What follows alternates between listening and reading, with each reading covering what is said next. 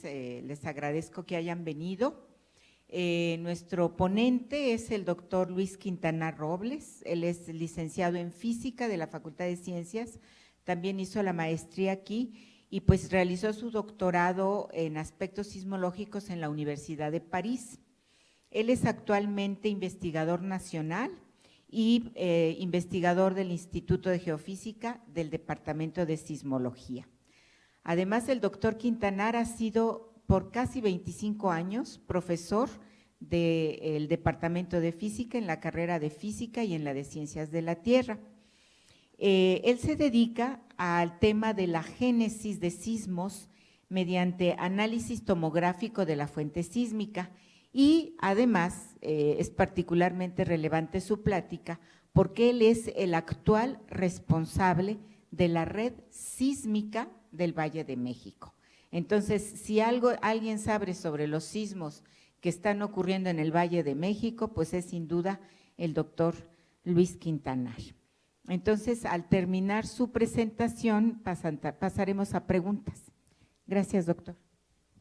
Bueno, muchas gracias por la invitación a la doctora Blanca Mendoza y muchas gracias a ustedes por su presencia, a pesar de la pertinaz lluvia que está cayendo.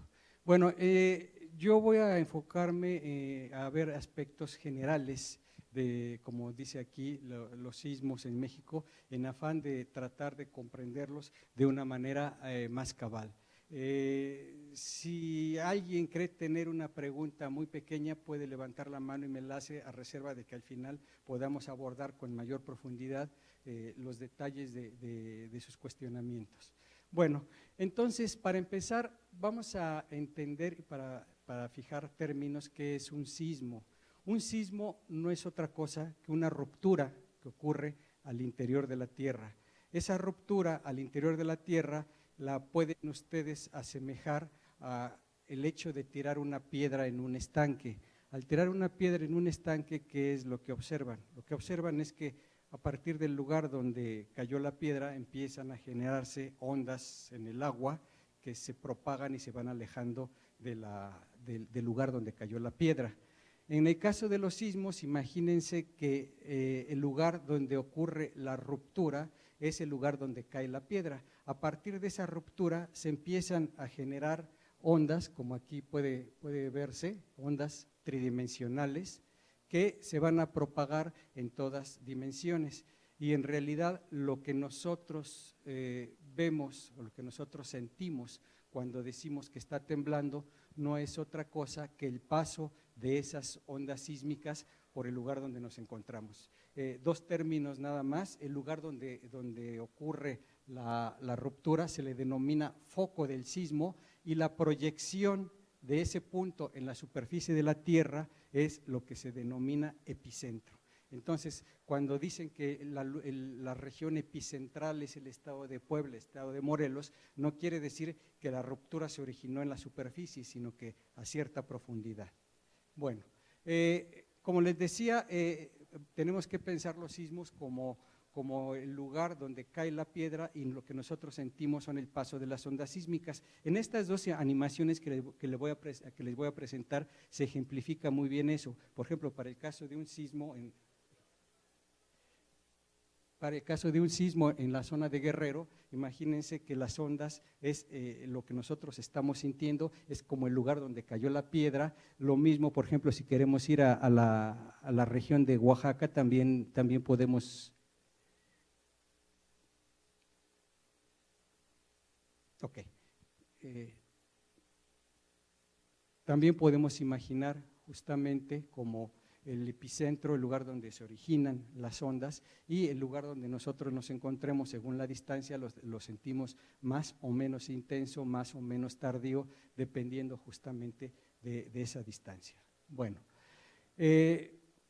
a nivel general, a nivel global, si nosotros cartografiamos toda la sismicidad, lo que nosotros observamos es que esta sismicidad no está distribuida en el mundo al azar, sino que está distribuida, como aquí se puede observar, en franjas. Aquí las franjas rojas o puntos rojos, que son muchas y se ven como franjas, no es otra cosa que los epicentros de los sismos en un cierto periodo de tiempo a nivel mundial. Entonces, lo que pueden ver aquí es que los sismos no están distribuidos al azar en toda la Tierra, sino que en particular se alinean en franjas muy bien conocidas, muy bien establecidas. Por ejemplo, la mitad del Océano Atlántico es una de esas franjas donde se originan los sismos. Todo lo que rodea al Océano Pacífico también está muy lleno de focos sísmicos. Quiere decir que estas son zonas donde preponderantemente ocurren sismos. También existen otros lugares como la parte del mar Mediterráneo, la parte del Océano Índico, por aquí en el sur del Océano Índico, pero fundamentalmente lo que aquí destaca es la gran cantidad de focos sísmicos que están distribuidos alrededor del Océano Pacífico. De ahí el nombre que se le da a todo alrededor del Océano Pacífico como el cinturón de fuego del Pacífico. Y esto viene porque no nada más ese cinturón, esa franja es el lugar de origen de sismos, sino también de los principales volcanes, de los volcanes más activos en el mundo, se encuentran justamente alrededor de esta franja, sobre esta franja alrededor del Océano Pacífico, lo cual indica que el fenómeno sísmico y el fenómeno volcánico están íntimamente relacionados entre sí.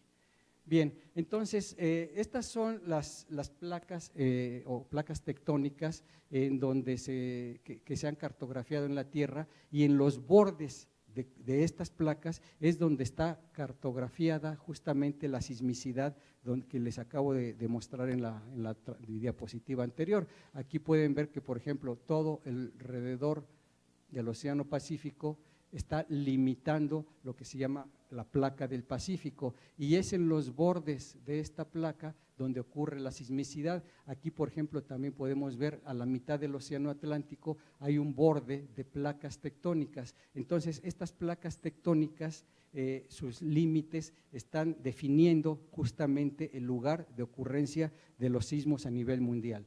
Y pues para ver algunos ejemplos, por ejemplo, pueden ver en el caso del límite entre la placa del Pacífico y la placa de Norteamérica en la región de California, tenemos la ocurrencia del sismo de San Francisco en 1906, que provocó la casi destrucción de esa ciudad, un sismo de magnitud 7.8.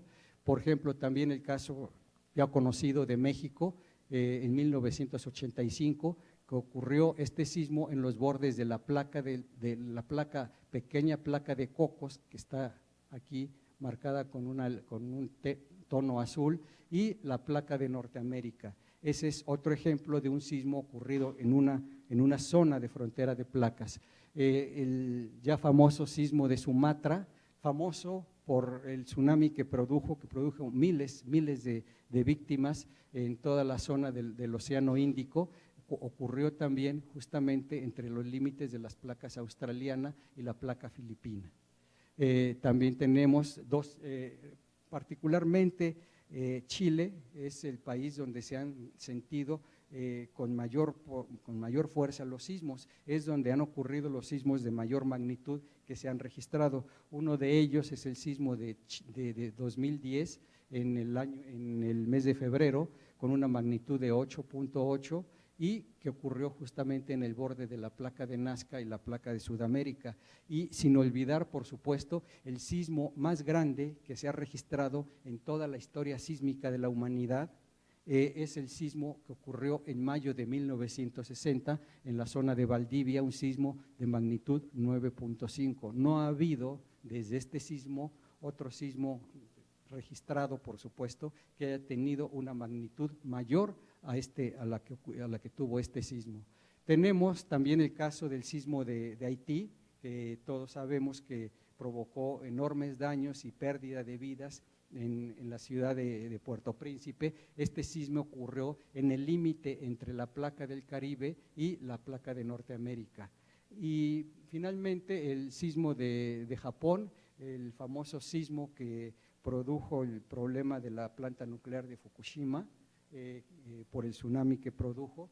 Este sismo ocurrió en el límite entre la placa del Pacífico y la placa asiática. Entonces, como ven, todos estos sismos ocurren en los límites de placas, por lo cual queda de manifiesto que la tectónica de placas es esencial para la comprensión, la cabal comprensión del fenómeno sísmico en sí.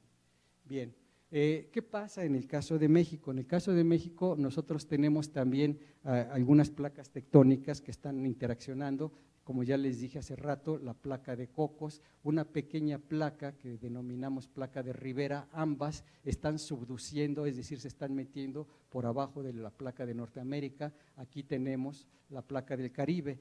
La manera como ocurren los sismos en estas fronteras de placas es muy diferente, es decir, la forma como se deslizan los bloques para producir el sismo es diferente de acuerdo con el sitio donde ocurren. Por ejemplo, en el límite entre la placa del Pacífico y la placa de Rivera, el movimiento de las placas es tal que está ascendiendo material caliente, al llegar a la superficie se está dispersando a uno y otro lado, como está indicado aquí por las flechas, y este es el sitio de los sismos que ocurren en esa zona. Por otro lado, tenemos el caso del límite entre la placa del Caribe y la placa de Norteamérica, en la parte de Chiapas, Guatemala, que puede producir sismos en los que el movimiento de las placas ya no es de ascensión de material caliente, sino de deslizamiento de bloques, uno con relación a otro de manera horizontal. Entonces, este deslizamiento a lo largo de esta línea produce sismos que serían prácticamente esta que es la frontera de las placas.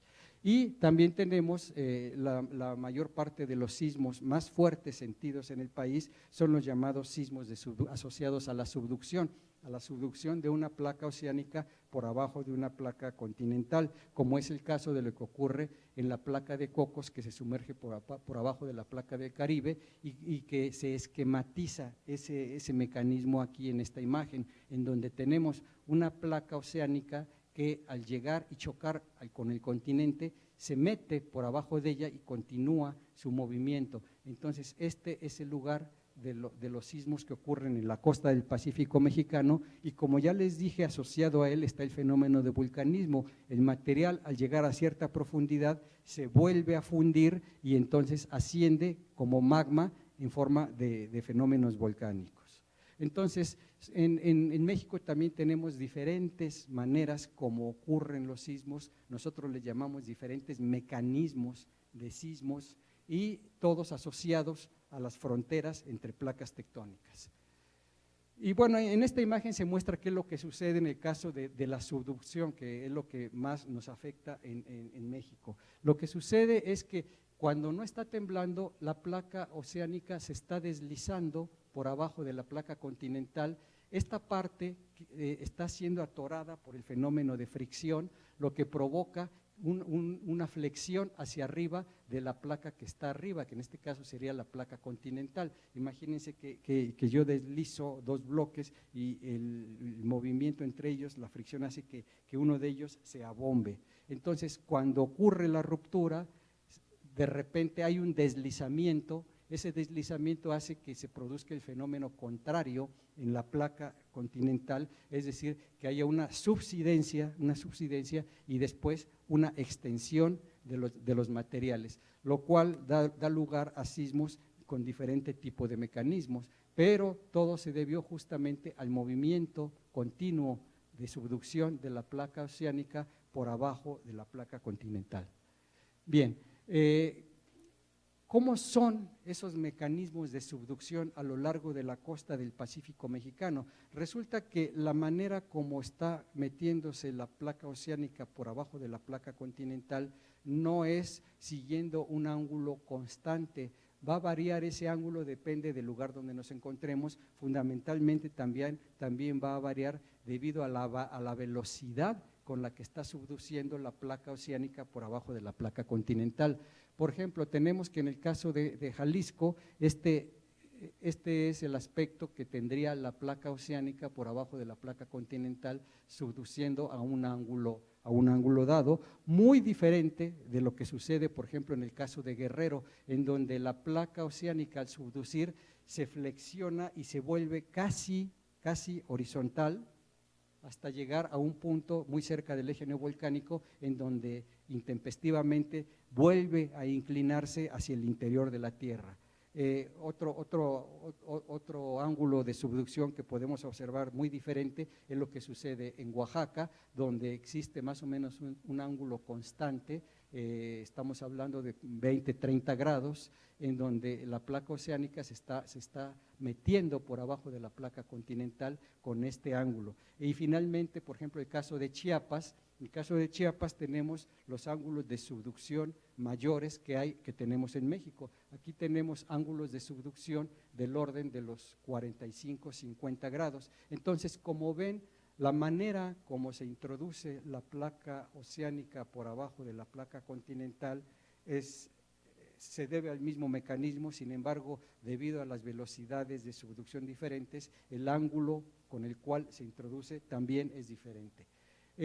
¿Cuáles son las redes que tenemos, redes sismológicas que nosotros tenemos a nivel nacional? Bueno, fundamentalmente tenemos, para el año 2014 se tenían 76 estaciones de banda ancha, 61 pertenecientes al Servicio Sismológico Nacional, 15 de otras instituciones que contribuyen con datos al Servicio Sismológico para la apropiada difusión de la información, y otras redes de carácter local, como la red del Valle de México, que se encarga de monitorear la sismicidad en el Valle de México, la red del Tacaná, que se encarga de monitorear la sismicidad en ese volcán. En la zona de Veracruz, alrededor de la planta de Laguna Verde, también existe otra red de sismómetros locales que se encargan, por razones obvias, de monitorear la actividad cercana a la planta nuclear de Laguna Verde.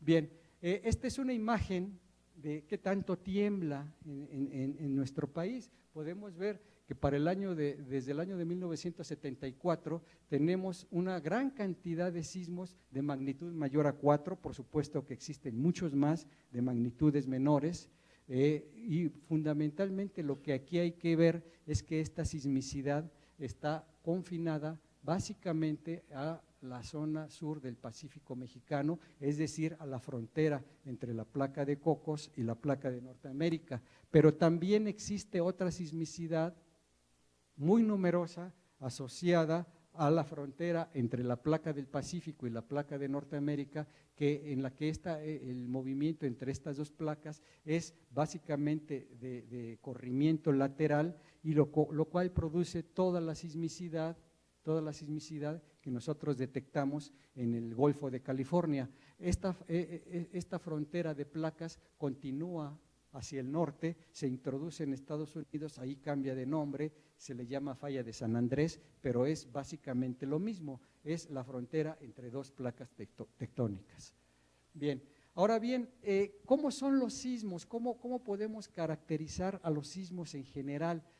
Bueno, se acostumbra a decir que un sismo tiene una magnitud tal o cual, dependiendo de qué tanta energía libera. Es decir, la magnitud de un sismo está asociada directamente a la cantidad de energía en el sentido más puro de la palabra, en el sentido físico más puro de la palabra, a la energía liberada. Y esa energía es la misma independientemente de dónde la midamos, puesto que es una cantidad absoluta, es la energía que liberó la ruptura sísmica, muy diferente a lo que nosotros conocemos como la intensidad sísmica. La intensidad sísmica está más bien relacionada a qué tan fuerte sentimos un sismo, mientras que si un sismo de magnitud muy grande produjo intensidades muy fuertes en la zona epicentral, a medida que nosotros nos alejamos, la intensidad de ese sismo va disminuyendo. ¿Por qué? Porque por la propia atenuación que sufren las ondas sísmicas en su trayectoria, pues va a hacer que esas amplificaciones, que esas intensidades con las que se sienten esas oscilaciones vayan disminuyendo en su amplitud. De ahí que la intensidad es una medida de los daños, de qué tan fuerte lo sentimos, mientras que la magnitud es una medida absoluta de la energía liberada. Y si es una medida absoluta de la energía liberada, también está muy relacionada con el tamaño de los bloques que rompieron, con el tamaño de la ruptura que originó ese sismo. Obviamente, magnitudes muy grandes implican que la ruptura del material fue de varias decenas o centenas de kilómetros, mientras que magnitudes muy pequeñas están relacionadas con longitudes de ruptura muy pequeñas. Y aún más, la magnitud y el tamaño de ruptura también están íntimamente relacionados con cuánto dura el sismo, cuánto dura la ruptura. Magnitudes muy pequeñas, es decir, longitudes de falla muy pequeñas, van a durar poquito tiempo, mientras que magnitudes muy grandes, longitudes de falla muy grandes, van a durar más tiempo. Eso es lo que se conoce comúnmente como ley de escalamiento de los sismos. En esta tabla simplemente se presentan valores típicos de esos parámetros. Por ejemplo, un sismo de magnitud 6 tiene una longitud de falla de aproximadamente del orden de los 10 kilómetros y tiene una duración de aproximadamente de unos 3 segundos, comparado, por ejemplo, con un sismo de magnitud 8, que ya tiene longitudes de ruptura de 200 kilómetros y que ya dura del orden de los minutos, 50, 60, 70 segundos. Entonces, esto nos ayuda para definir a priori si un sismo es muy grande, qué tanto pudo afectar dependiendo de la magnitud. Por eso es tan importante conocer muy rápidamente la magnitud del sismo para saber el alcance de los daños que pudo tener en cuanto a daños y qué tanto pudo durar la ruptura en desplazarse de un sitio a otro. Bien, y aquí se muestran, digamos, muchos sismos ocurridos en el mundo, en donde en un eje está graficada la energía que liberan en unidades propias de energía en función de su magnitud. Puede verse que efectivamente los sismos de magnitud pequeña liberan poca energía, a diferencia de los sismos como el de Michoacán de 1985 de magnitud 8.1, que liberó ya energías muy considerables. Esta es una representación gráfica de la ley de escalamiento de la tablita que les mostré en la diapositiva anterior. Y todavía más, existe la relación entre el número de sismos de acuerdo con su magnitud que ocurren en un periodo dado, en un lugar dado. Es decir, siempre están ocurriendo rupturas sísmicas muy pequeñas que no son perceptibles al ser humano, pero están ocurriendo en ese sentido sismos siempre. Lo que pasa es que como no lo sentimos, decimos no ha temblado, pero en realidad sí tiembla. Decimos que tiembla cuando la magnitud ya es una cantidad respetable, cuando ya podemos sentirlo y cuando ya las longitudes de la ruptura y las duraciones ya son considerables. En esta imagen que les presento es más o menos en números lo que les acabo de decir, es decir, de los sismos muy pequeñitos, hay muchos. Este es, digamos, el número de eventos por año en función de su magnitud. Puede verse que, por ejemplo, magnitud 3 ocurren del orden de 100,000 eventos al año mundialmente, ¿sí? En cambio, eventos de magnitud 6 ya ocurren menos, eventos de magnitud 8 o 9 casi no ocurren en un año, ocurren 1 cada 2 o 3 años. Entonces, la moraleja simplemente de esta imagen es que de los sismos pequeños muchos y de los sismos grandotes pocos. Básicamente es eso lo que significa. Bien, en México tradicionalmente se ha dividido el territorio en función de las zonas sísmicas. ¿Qué entendemos por zonas sísmicas o regionalización sísmica? Pues las zonas donde ocurren los epicentros. La franja roja que ven ustedes representa la zona donde ocurren mayor cantidad de epicentros y de mayor cantidad, mayor magnitud en un determinado periodo de tiempo. Y así podemos irnos hacia el interior del continente, donde esta se le llama la región ABC, la región D, que es la zona, digamos, sísmica propiamente dicha. La región C es una zona donde no se presentan tantos sismos, pero que sí pueden sentirse debido a la cercanía que tiene con la región D. Y así nos vamos alejando. Por ejemplo, en el norte del país se le acostumbra llamar región asísmica, lo cual no es en estricto sentido verdad, porque ocurren sismos también, pero las intensidades, es decir, el tamaño de los sismos que ahí ocurren son muy pequeños y por lo regular no son sentidos por una gran parte de la población, solamente por las personas que están prácticamente asentadas encima de la región epicentral. Entonces, esta es la regionalización sísmica que se ha tenido tradicionalmente en México. Pueden ver ustedes que hay una zona roja aquí, pero también hay una zona roja en el norte del país, donde ocurren sismos también de magnitud importante y asociados a la falla que les dije, al borde de placas entre la placa del Pacífico y la placa de Norteamérica, que viene siendo la continuación de la falla de San Andrés, que está un poco más arriba, en donde se presentan sismos, sí, ya de carácter destructivo.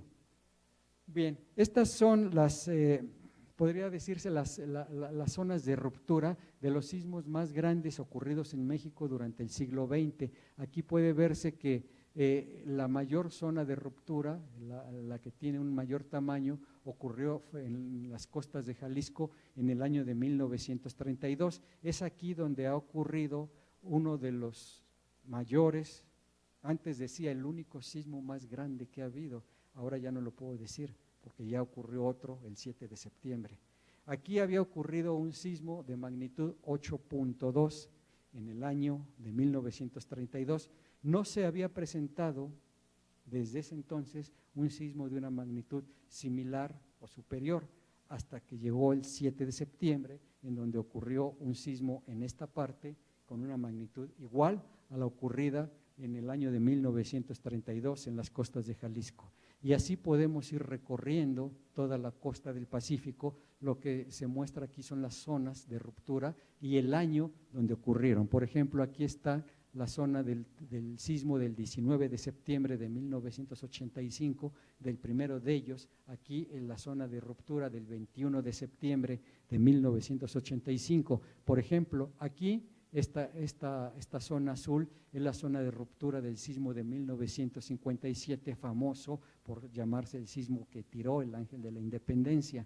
Este es un sismo que ocurrió en las costas del Pacífico, en la zona del pueblo de San Marcos, en Guerrero, para ser más preciso, y que provocó que en la Ciudad de México el Ángel de la Independencia y otros edificios sufrieran daños considerables.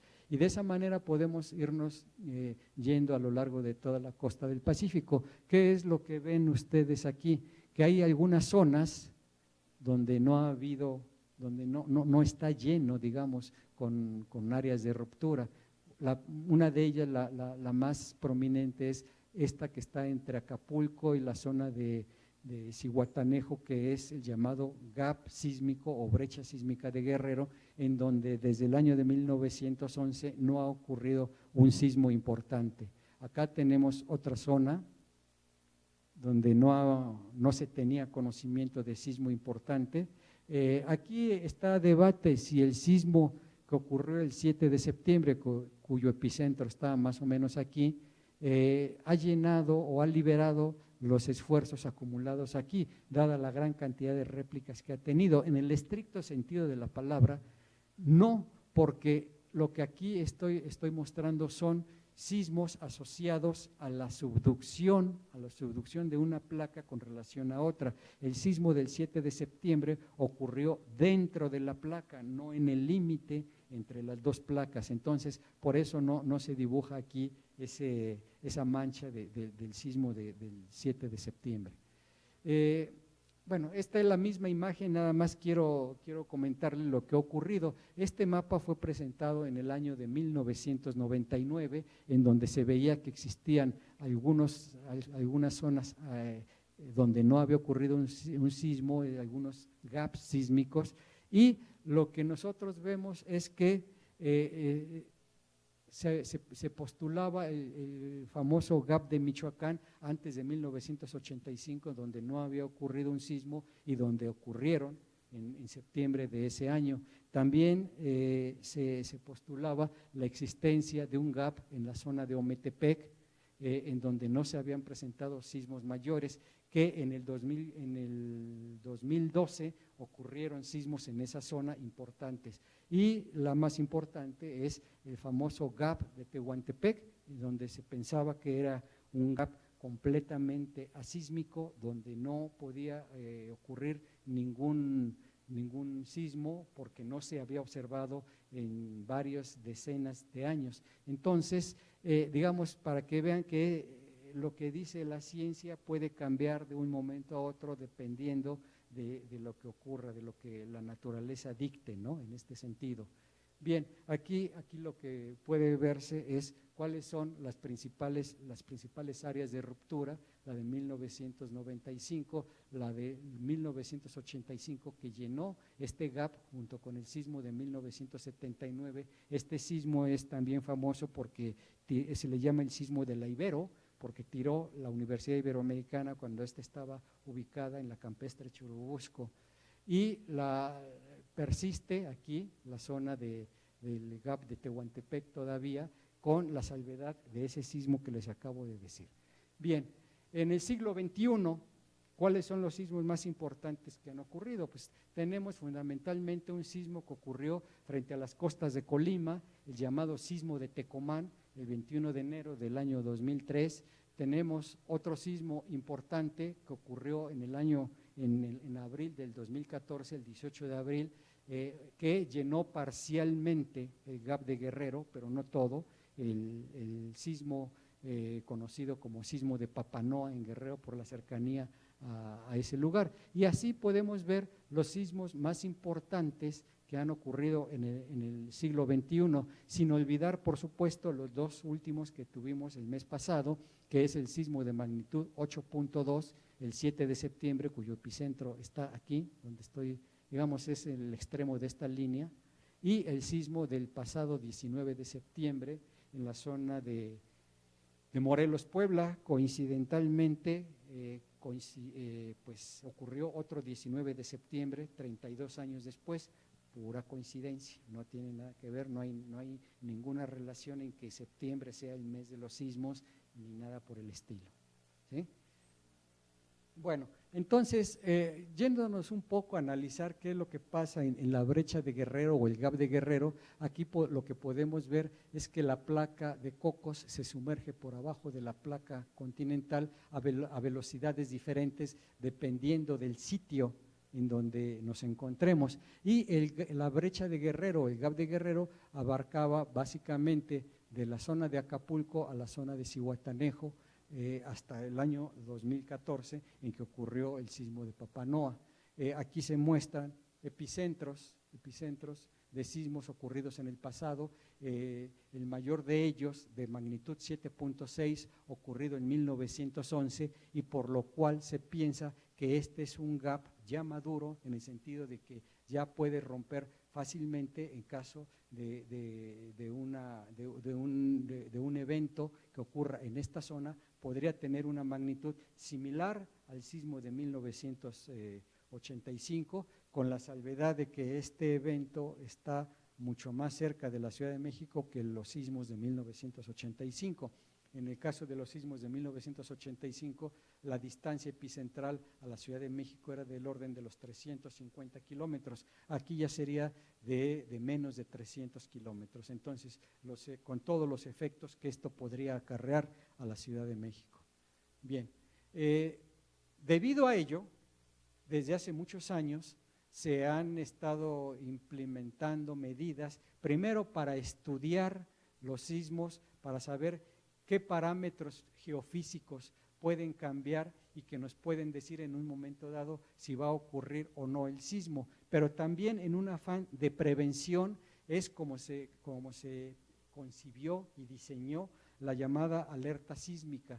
La alerta sísmica básicamente en lo que consiste es en una serie de sensores que se encuentran colocados a lo largo de la brecha o del gap de Guerrero. Entonces, la idea es que cuando ocurre un sismo en esta zona, inmediatamente es detectado por estos sensores y mandan su señal a la velocidad de la luz a la Ciudad de México, en la Ciudad de México con una serie de algoritmos que permiten discriminar si es o no un sismo y la magnitud de este, entonces se lanza una alerta al público o una alerta parcial o una alerta total. Este es, digamos, la esencia de la alerta sísmica de la Ciudad de México, inicialmente concebida, como les digo, para la zona del GAP de Guerrero y posteriormente se ha extendido a las zonas de Oaxaca y más recientemente a las zonas de Michoacán. Entonces, la alerta sísmica consiste en la zona de Guerrero, básicamente en 12 estaciones, en 12 sensores, y que estiman la magnitud sísmica localmente, envían la señal por radio a la Ciudad de México y a partir de ahí, si la magnitud estimada es mayor que 5, se da aviso a ciertos usuarios, digamos, como pueden ser escuelas, como pueden ser oficinas gubernamentales, como puede ser el metro de la Ciudad de México, pero si la magnitud del sismo es mayor a 6, entonces se da una alerta pública por radio, por televisión y empiezan a sonar las bocinas que se encuentran en la calle. Entonces, esa es la idea, la esencia de cómo trabaja la alerta sísmica. Y en cuanto yo les dije hace rato que hasta el año 2014 se pensaba que la brecha de Guerrero abarcaba desde Acapulco hasta Zihuatanejo. En el año 2014, en el mes de abril, ocurrió un sismo de magnitud 7.2 que se muestra aquí y otros 2 en el mes de mayo con magnitudes menores, pero cuyas réplicas han abarcado un área mayor, con lo cual la brecha de Guerrero ahora se piensa que no llega hasta la zona de Zihuatanejo, sino que llega un poco antes. Ahora la brecha de Guerrero está pensada como la región entre Acapulco y la región de Papanoa en el estado de Guerrero. Bien, aquí se muestran nuevamente el GAP de Guerrero, pero ya se han agregado otros sismos, como el ocurrido justamente en abril de 2014 de magnitud 7.2, y se han agregado otros sismos que han ocurrido anteriormente. Entonces, sigue persistiendo esta área en el estado de Guerrero, donde no ha habido un sismo fuerte desde el año de 1911 que se tuvo de magnitud 7.6. Es decir, sigue siendo candidata esta zona a la ocurrencia de un sismo fuerte. Y aquí se muestran simplemente la zona de ocurrencia del sismo del 18 de abril del 2014 en esa región y todas las estaciones sísmicas que lo detectaron. Bien, ¿qué pasa en el Valle de México? Ya vimos, digamos, la sismicidad a nivel, digamos, nacional. Ahora, en el Valle de México lo que tenemos es que ha habido, los pobladores han sentido sismos siempre. De hecho, ya los antiguos aztecas ya habían reportado la existencia de sismos, como puede verse aquí en los códices. Este es el símbolo de Olin, que quiere decir movimiento, esta es la tierra, y el ojo significa la noche. Entonces, lo que dice este códice es que se sintió un sismo en la noche de un día, y aquí dice en el año 1 pedernal, que se asocia con el año 1480, hubo un temblor de tierra durante la noche. Es decir, ya nuestros antepasados se preocupaban por la existencia de este fenómeno. Al llegar los españoles, lo que encontraron fue un gran lago rodeado de chinampas, y ¿qué fue lo que hicieron? Empezaron a desecar el lago para construir lo que conocemos ahora como la Ciudad de México. Esto ha traído consecuencias importantes. ¿Cuáles son las principales consecuencias?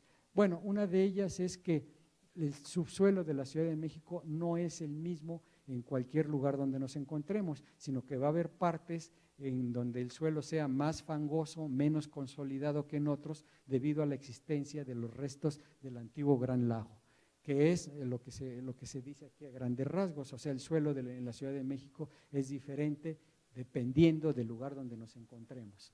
Y aquí se muestra, a grosso modo, la parte roja son la parte de los suelos más blandos, la parte naranja es una zona de transición entre los suelos blandos y los suelos más duros de la Ciudad de México. Y aquí simplemente se muestran las colonias asociadas a cada zona. Hay que ver en dónde vivimos para saber si nosotros nos encontramos en zona blanda, zona de transición o zona firme. más específicamente aquí se muestra con dos líneas, la línea roja es la línea límite del suelo blando que está hacia la derecha, la línea azul es el límite de suelo firme que está a la izquierda, y lo que hay entre la línea roja y la línea azul es la zona de transición, en donde no es ni blando ni firme, sino todo lo contrario, digamos, puede pensarse así, ¿no? O sea, hay una transición. Bien, eso hace que las intensidades de los sismos, como el caso del sismo de 1985, sean muy diferentes en la Ciudad de México dependiendo de dónde nos encontremos. Lo que se vio es que la zona blanda de la Ciudad de México tuvo intensidades similares a las intensidades registradas en la zona epicentral, es decir, en la zona frente a Michoacán, donde, dada su magnitud 8.1, las intensidades fueron de ese orden, de intensidad 8 o más en la zona epicentral, pero también en la zona blanda de la Ciudad de México se obtuvieron esas intensidades. Eso se ve básicamente, perdón.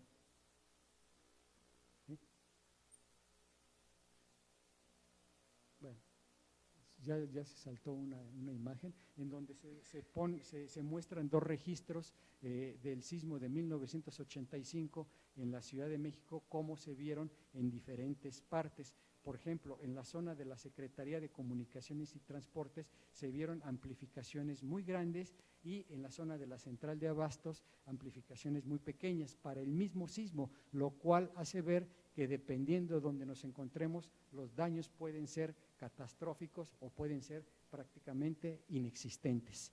Bien, entonces, para el caso del sismo del 19 de septiembre del 2017, lo que tenemos es que fue un sismo que ocurrió en los límites entre los estados de Puebla y Morelos. Si nosotros vemos aquí el mapa, la costa de México, aquí vemos la zona de los sismos que ocurren en esas latitudes. Esto se los muestro nada más para decirles que no es insólito, que no se puede decir que nunca había temblado en esa zona. En realidad todo eso es una zona de sismos que ocurren menos frecuentemente, pero que también ocurren. Y si nosotros lo vemos en una vista en sección vertical de perfil, tenemos aquí la placa oceánica o placa de Cocos que está subduciendo, y este es el lugar donde ocurrió ese sismo del 19 de septiembre, es decir, dentro de la placa de Cocos, prácticamente en el límite de donde la placa es horizontal y donde se sumerge, muy cerca de los límites con el eje neovolcánico mexicano. Y aquí muestro las zonas en las que se ha definido la Ciudad de México como zona lacustre, la zona azul, la zona de transición, la zona amarilla, y la zona de lomas, que es la zona verde. Si nosotros nos fijamos en los edificios que se colapsaron durante el sismo del pasado 19 de septiembre, lo que vemos aquí es que los puntos están señalando esos edificios colapsados. Esos edificios no están distribuidos al azar en toda la Ciudad de México. Ustedes pueden ver que es una franja que corre aproximadamente en dirección sureste-noroeste. ¿En dónde está esa franja de edificios colapsados? Pues se encuentra justamente a lo largo de esta zona de transición entre la zona blanda y la zona firme. Ahí es donde encontramos la mayor parte de los edificios colapsados. No quiere decir que en otros lados, como por ejemplo aquí, en la zona de Nezahualcóyotl, no puedan existir daños importantes, pero el grueso de los edificios que sufrieron daño o que se colapsaron están en una franja muy bien definida. Bien. Además, existen otros fenómenos que se llaman eventos lentos o tremores. ¿Qué son los eventos lentos o tremores? Pues los eventos lentos o tremores son movimientos muy lentos, que duran mucho tiempo, imperceptibles al ser humano y a muchos de los instrumentos geofísicos tradicionales como los sismómetros, y que no pueden ser detectados por estos. Son movimientos que están ocurriendo entre los límites de las placas tectónicas, pero debido a su lentitud prácticamente son imperceptibles a este tipo de instrumentos. Aquí puede verse, por ejemplo, con instrumentos GPS nosotros podemos tener una medida muy aproximada, muy precisa de la posición del suelo, tanto vertical como horizontal.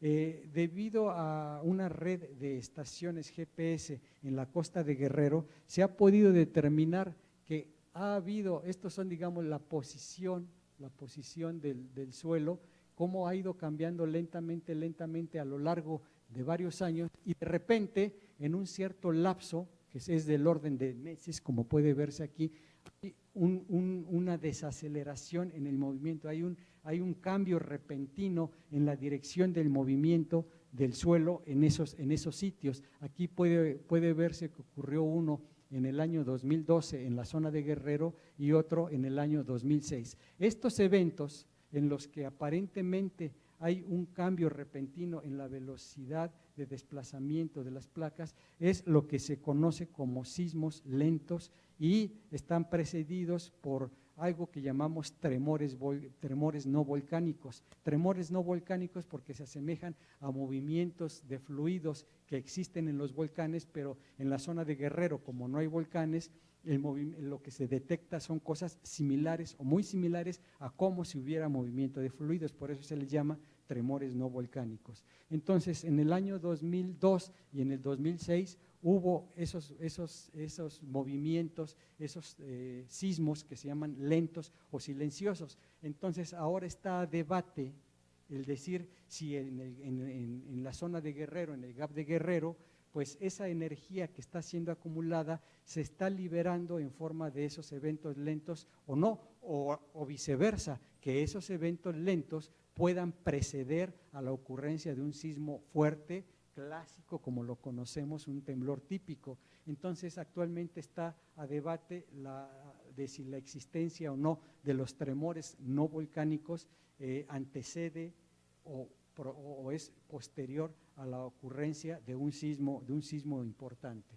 Bueno, y para fijar ideas, ese evento del 2006 liberó una energía equivalente a un sismo de magnitud 7.5 y ocurrió aproximadamente en esta zona, que coincide básicamente con el Gap de Guerrero o la brecha de Guerrero. Entonces, como les digo, está actualmente a debate de si todos los esfuerzos ya se liberaron o se siguen acumulando, y esto es simplemente la presencia de un fenómeno que puede preceder a un evento importante. Bien, en cuestión de sismos que ocurren en el mar, tenemos el fenómeno de los maremotos o tsunamis. Un maremoto no es otra cosa que un sismo que ocurre abajo del piso oceánico, es decir, no en el continente, sino en el mar, pero no en el agua. Ocurre bajo la superficie de la Tierra, pero abajo del piso oceánico. ¿Y qué es básicamente un tsunami?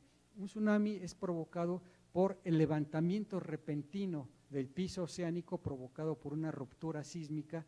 Al levantarse el piso oceánico se produce un movimiento del agua repentino hacia arriba que se va a propagar a todos lados a partir de ese lugar.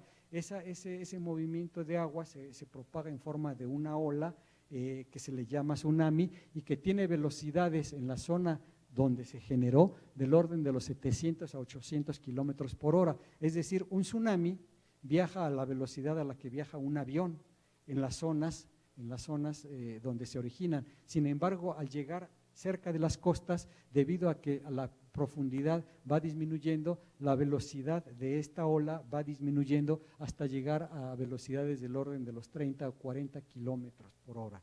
Entonces, por eso los tsunamis son fácilmente avisables, es decir, se genera un sismo en el mar, se puede saber si se generó esa onda y la onda va a tardar un cierto tiempo en llegar a tierra firme, la ola de agua. ¿Por qué? Porque las velocidades no son tan grandes ya en aguas poco profundas, entonces da tiempo a hacer una alerta de tsunami y que los pobladores corran a refugiarse a zonas altas. Bueno, este es el caso del tsunami de Japón del 2011, una fotografía, como puede verse, toda la cantidad de agua que invadió prácticamente tierra firme y que provocó la mayor cantidad de daños en ese país durante ese año, entre otros en la planta nuclear de Fukushima. En México también ocurren tsunamis. Esta es una lista de tsunamis que han ocurrido en la región de Acapulco en los diferentes años. La altura de la ola aquí no se sabe, de estos 9 metros, está hecha con base, como dada el año en que ocurrió, con base en no registros de nivel del mar, de altura del nivel del mar, sino en registros de testigos que lo comunicaron verbalmente. Entonces, digamos que esta cantidad está sujeta a debate. Sin embargo, las alturas de los tsunamis pueden verse que para el caso de México no han sido muy importantes. Sin embargo, si ocurriera un sismo cerca de la brecha de Guerrero, podría producir un tsunami importante debido justamente a las características del subsuelo marino en esa zona. Bueno, ¿cuáles son las conclusiones de todo esto? Bueno, las conclusiones básicamente son, primero, que debemos mejorar las estructuras. Ya lo vimos en el caso de la Ciudad de México del pasado 19 de septiembre, tenemos que mejorar las estructuras, tenemos que construir mejor, tenemos que seguir los códigos de construcción. Estas son fotografías del evento de 1985, imágenes muy similares se van a ver ahora del sismo del 19 de septiembre pasado. Básicamente es el efecto de golpeteo de un edificio con relación a otro lo que puede provocar daños, es decir, el efecto de oscilar a frecuencias, a periodos naturales diferentes, hace que golpeen las estructuras entre sí y por lo tanto los daños se pueden provocar en una de ellas. Como puede verse aquí, el efecto de golpeteo se ve más claramente aquí, en donde este edificio está golpeando con el que es más bajo y los daños pueden verse a partir de un nivel hacia arriba. Efectos nuevamente del sismo de 1985, como cerca de los lugares cercanos a las otras construcciones también existen ese efecto de golpeteo. Aquí también es evidente. Entonces tenemos que construir mejor, tenemos que mejorar los reglamentos de construcciones, tenemos que construir columnas en los lugares apropiados que puedan resistir a los movimientos provocados por sismos importantes. Tenemos que apuntalar, tenemos que mejorar las columnas, tenemos que construir columnas donde se deben. Es muy curioso ver que en los estacionamientos, prácticamente en afán de que haya más espacio, casi no hay columnas. Entonces, esos son lugares muy peligrosos para la ocurrencia de un sismo. Se puede colapsar completamente una de las losas y venir abajo con todas las que están en niveles inferiores. Entonces, sí es importante, aunque se pierda espacio para estacionar vehículos, que haya columnas en los lugares apropiados. Y la propuesta que se tomó después de 1985 es que hay que reglamentar el nivel de construcción, pero también hay que reglamentar la instrumentación de edificios. ¿Qué quiero decir con instrumentación de edificios? Con poner sensores de aceleración que midan la intensidad con la que vibran las estructuras en el caso de sismos importantes y que nos puedan decir en un momento dado si esas estructuras están sujetas o no a un peligro inminente. Si estuvieran instrumentados ciertos edificios importantes, se podrían evitar y se podrían tomar medidas preventivas para poder reforzarlos en caso dado. Obviamente con la inserción de columnas en los lugares apropiados, en los edificios importantes como los hospitales, también debe de aumentarse el número de columnas para evitar colapsos en ciertas áreas en donde no las tengan. ¿Qué debemos saber? También debemos saber en dónde vivimos, en dónde nos ubicamos, y eso se ve muy claramente durante los sismos de 1985 y ahora el sismo del año 2017, en donde los daños están ubicados en zonas muy especiales. Por ejemplo, en el caso de 1985, en la zona blanda, la zona de la colonia Roma, la zona de Tlatelolco, donde estuvo la mayor parte de los edificios colapsados. Aquí está el caso del sismo de 1985, todos los puntos indican edificios colapsados. Por cierto, aquí está el edificio de la secundaria 3, me invitaron a dar una plática y resultó que fue uno de los edificios que se colapsó, donde hubo una gran cantidad de víctimas. Entonces, tenemos que tener una zonificación sísmica muy precisa de la Ciudad de México para saber en qué lugar nos encontramos y qué previsiones debemos de tomar. Ya vimos que hay zona de transición, zona de lomas, zona de lago. También hay que tener cuidado con los sismos que se originan dentro del Valle de México. Aunque los sismos son de menor magnitud, también el Valle de México es una zona donde ocurren sismos, y la mayoría de los sismos que ocurren dentro del valle ocurren en la parte oriental de hacia la zona donde coincidentalmente está creciendo más la población, la zona de Ixtapaluca, de Chalco, de Tláhuac, de Milpalta, es la zona donde más frecuentemente se dan los sismos que se originan dentro del Valle de México. Bien, tenemos, por ejemplo, el caso de Chalco, en junio de 2009, que esos sismos pueden llegar a producir grietas importantes.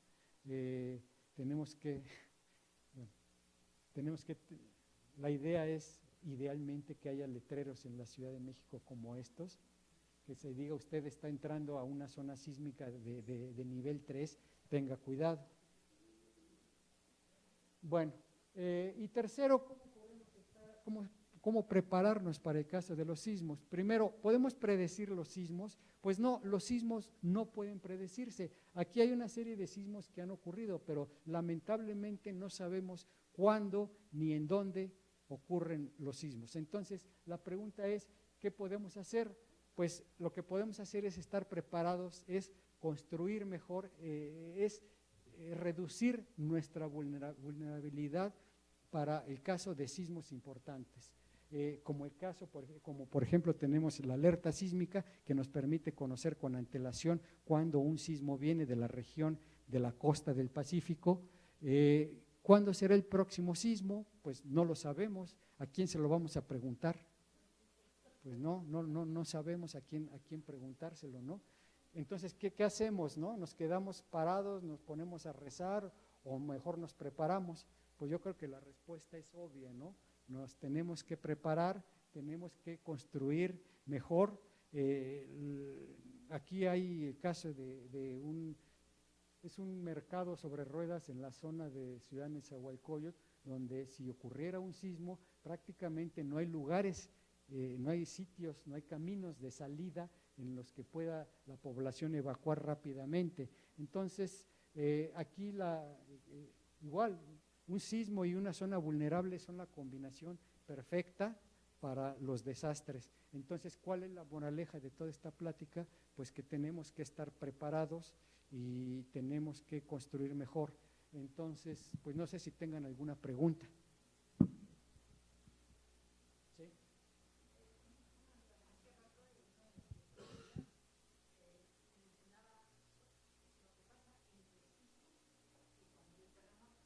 ¿Sí? Sí. Sí.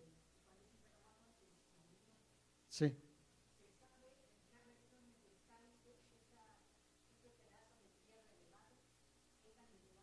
Prácticamente toda la zona donde está la subducción de una placa por abajo de otra, es un fenómeno de tipo elástico.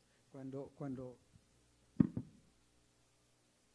tú deslizas dos bloques, si son dos bloques de tipo elástico, es lógico pensar, de hecho se demuestra experimentalmente que hay un abombamiento del material de uno de los dos bloques. Ese abombamiento no es detectable así, digamos, a simple vista, solamente es con los instrumentos GPS que se puede detectar ese abombamiento. Es por eso que en una de las imágenes yo les presenté cómo las posiciones verticales del suelo van aumentando, ¿sí? Hasta el momento en que se desliza, entonces empieza la bajada, digamos, por conservación de energía, hay una subsidencia del material. Y es lo que ocurre allá. De repente hay una subsidencia del material. Pero en el caso de los sismos lentos, no ocurre el sismo tal como lo conocemos.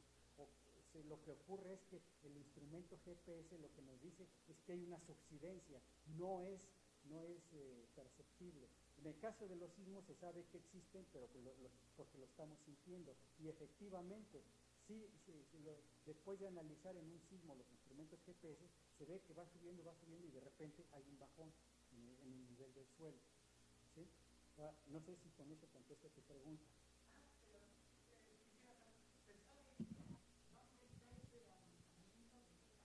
Puede ser en el mar o puede ser en la costa. Generalmente es sobre lo que se llama la zona sismogénica. La zona sismogénica es donde se originan los sismos. Los sismos se originan en la zona de la costa, pero puede ser tanto en mar como en tierra. Esa es la zona donde se ve ese abombamiento y después esa subsidencia. ¿Sí? ¿Alguna otra pregunta? ¿Sí?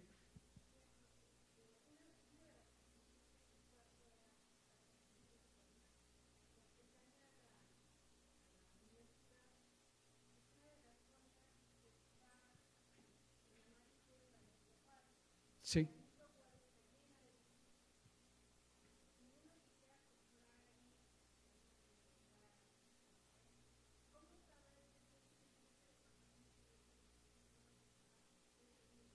Bueno, después de 1985 se modificó el Código de Construcción en el Distrito Federal. Obviamente los ingenieros, los científicos saben todo lo que les acabo de decir. O sea, ellos modificaron el Código de Construcción del Distrito Federal de tal manera que las inmobiliarias, la gente que fuera a construir nuevos edificios en la zona, si siguen esos códigos de construcción, deben de soportar las aceleraciones del suelo, es decir, las intensidades de sismos como el pasado 19 de septiembre. De hecho, el sismo del pasado 19 de septiembre lo que vino a corroborar es que el código de construcción está bien, que las aceleraciones estimadas para un sismo de las características como el que se dio estaban bien calculadas, estaban bien pronosticadas, por así decirlo. Lo que pasa es que una cosa es lo que dice el Código de Construcción del Distrito Federal y otra cosa es cuando se construye.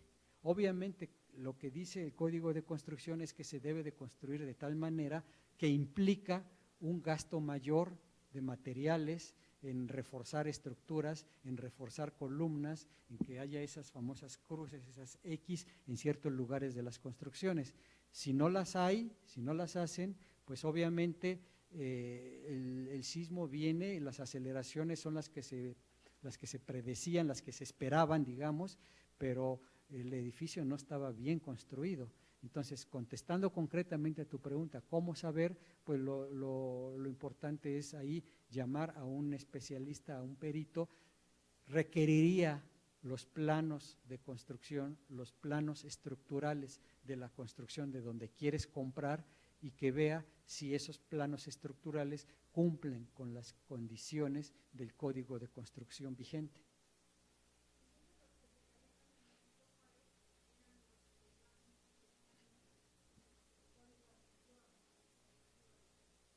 Que no fueron reforzados apropiadamente después de 1985, porque después de ese año se emitió el código, pero no solamente para los edificios nuevos, sino para reforzar los ya existentes.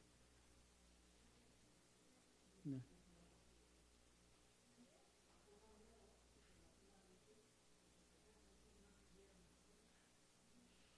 ¿Alguna otra pregunta?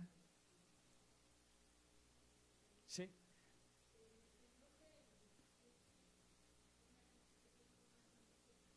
Sí. Bueno, a ver, se pueden decir muchas cosas. Muchos dicen que se debe a que los cables de la luz, como están oscilando, se juntan y pueden producir resplandores. Eso puede suceder. Pero también lo que sucede es que existe, es decir, las ondas sísmicas, al estar viajando al interior de la Tierra, producen fricción entre los materiales, entre los bloques, ¿sí? Esa fricción, al igual que cuando tú te frotas el pelo, produce estática, produce chispitas. esas corrientes eléctricas parásitas que se generan al interior de la Tierra, eventualmente salen a la superficie. Al llegar a la superficie, crean un campo eléctrico y dado que el aire está ionizado, o sea, lo ionizan, el ambiente estaba húmedo, era tiempo de lluvias, entonces se produjeron esos efectos de luces, ¿sí? Debido a la ionización repentina de la atmósfera, debido a campos eléctricos que estaban emergiendo desde el interior de la Tierra. ¿Sí? Esa es básicamente la razón que se da por la existencia de las luces. Evidentemente, las luces existen aun si el sismo ocurre de día, lo que pasa es que no las vemos. ¿Sí?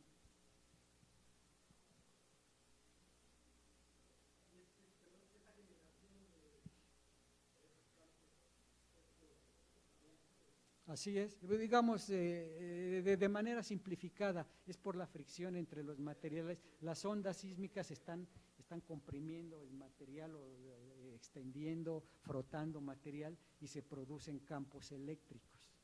¿Sí? Esos campos eléctricos están viajando por el interior de la Tierra, eventualmente salen a la superficie y es donde se producen las luces. Más o menos, sí. Así es.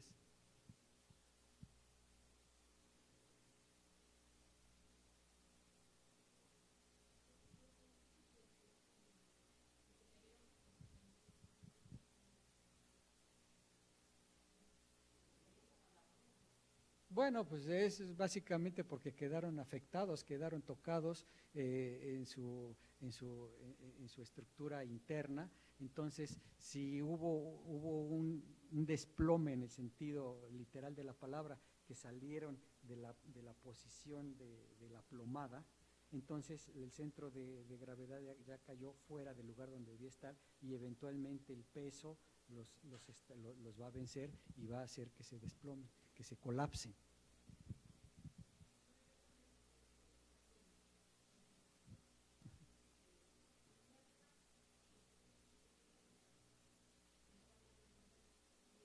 Uh-huh. Sí, pues sí, porque obviamente al generarse esas grietas se generan esfuerzos dentro de la estructura. Esos esfuerzos están actuando y como no están actuando de una manera normal, entre comillas, a como fue diseñado el edificio, esos esfuerzos pueden producir grietas en lugares aledaños y pueden hacer que las fracturas se agranden justamente porque están ejerciendo fuerza sobre el material aledaño y ese material aledaño no estaba hecho para soportar ese tipo de esfuerzos en esas direcciones. Por eso es por lo que las grietas pueden aumentar de tamaño, no siempre.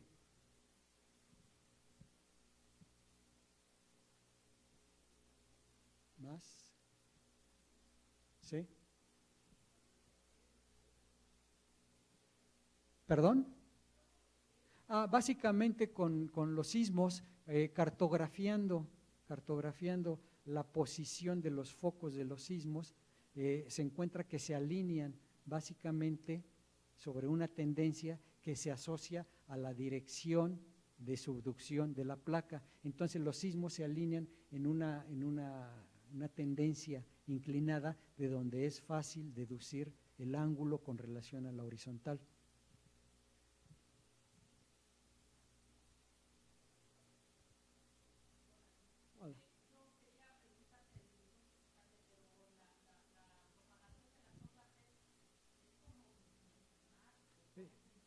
Es tridimensional la ruptura, la ruptura, es decir, el foco genera ondas elásticas.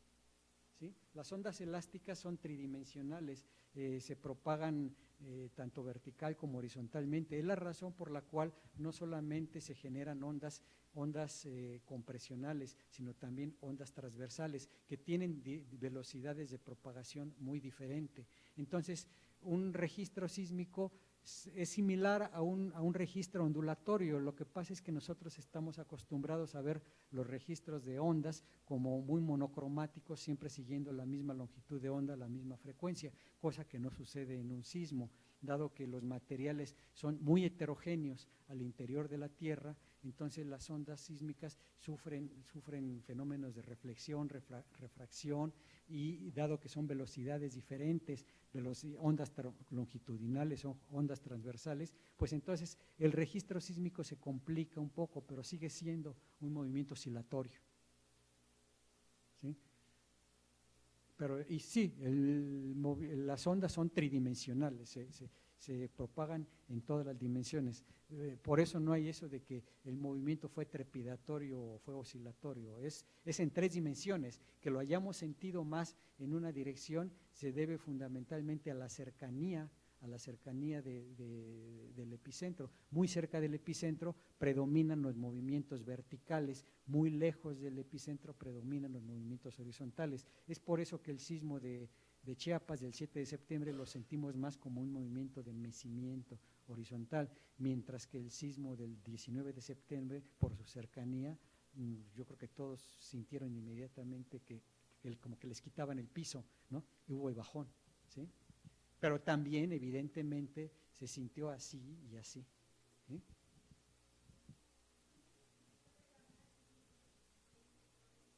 Exactamente, sí, la alerta sísmica, como les dije, consiste de sensores en la costa del Pacífico. El evento ocurrió prácticamente a la mitad del camino entre la costa y la Ciudad de México. Entonces, el tiempo que tardaron las ondas en llegar a los sensores para activar la alerta fue el mismo que tardaron las ondas en llegar a la Ciudad de México. Bueno, eso sería una buena idea, aunque hay que estar consciente de que el tiempo de alerta sería mucho menor ahí, ¿sí? Sería de cuando más, yo creo que 10 segundos.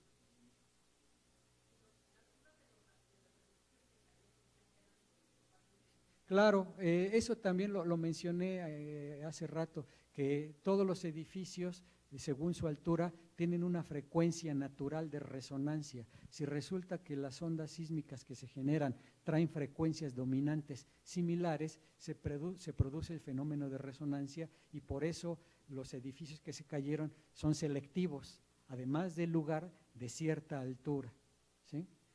Hay edificios que se cayeron y al lado había una casa y no le pasó absolutamente nada, ¿no? Claro, claro. ¿Por qué? Porque el sismo tuvo una magnitud diferente, venía de otro lugar, el contenido frecuencial predominante era diferente del contenido frecuencial del sismo del 19 de septiembre de 2017. ¿Sí?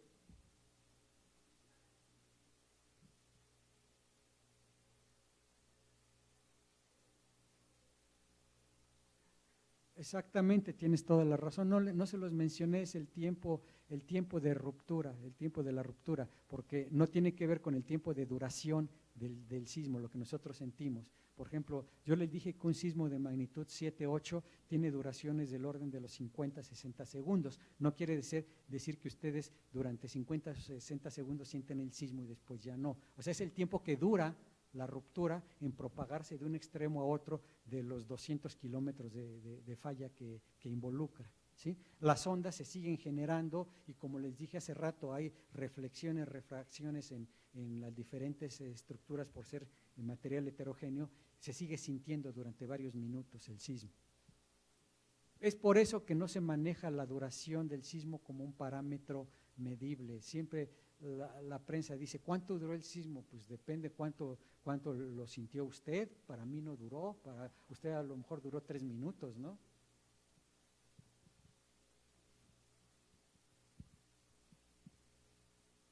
Bueno, no sé si tengan más preguntas. Gracias.